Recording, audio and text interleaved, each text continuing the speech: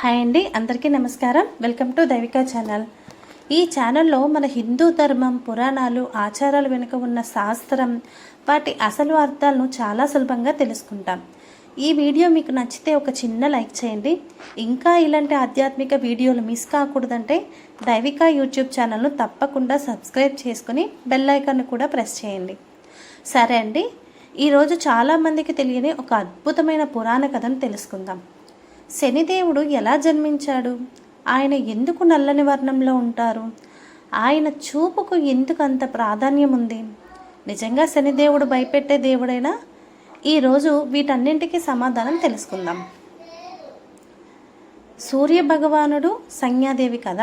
పురాణాల ప్రకారం సూర్యదేవునికి సంజ్ఞాదేవి అనే భార్య ఉండేది. సూర్యుడి తేజస్సు ఎంతో ప్రబలంగా ఉండేది. ఆ తేజస్సును సంజ్ఞాదేవి ఎక్కువ కాలం భరించలేకపోయింది. అందుకే తన నీడ నుంచి ఛాయాదేవిని సృష్టించి కొంతకాలం నా స్థానంలో నువ్వు ఉండు అని చెప్పి తపస్సు చేయటానికి వెళ్ళిపోయింది. సూర్యదేవుడు కొంతకాలం వరకు ఛాయాదేవినే సంజ్ఞాదేవి అనుకున్నారు. కాలక్రమంలో సూర్యదేవుడు ఛాయాదేవికి ఒక కుమారుడు జన్మించాడు. ఆయనే శని భగవానుడు.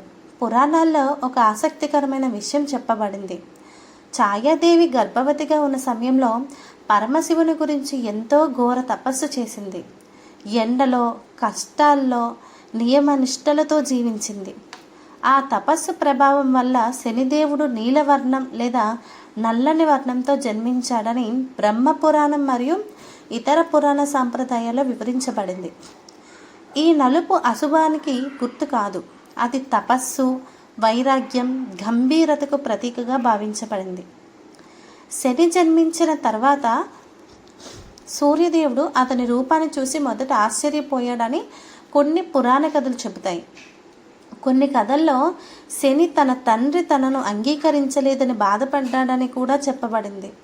అయితే తరువాత శని తన తపస్సుతో పరమశివుని ప్రసన్నం చేసుకున్నాడు.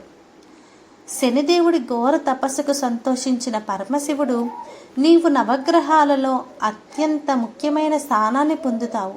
ప్రతి జీవి తన కర్మలకు అనుగుణంగా ఫలితాన్ని పొందేలా నీవే నిర్ణయిస్తావు అని వరమిచ్చాడని స్కంద పురాణంలో సంప్రదాయ కథనాలు చెబుతాయి.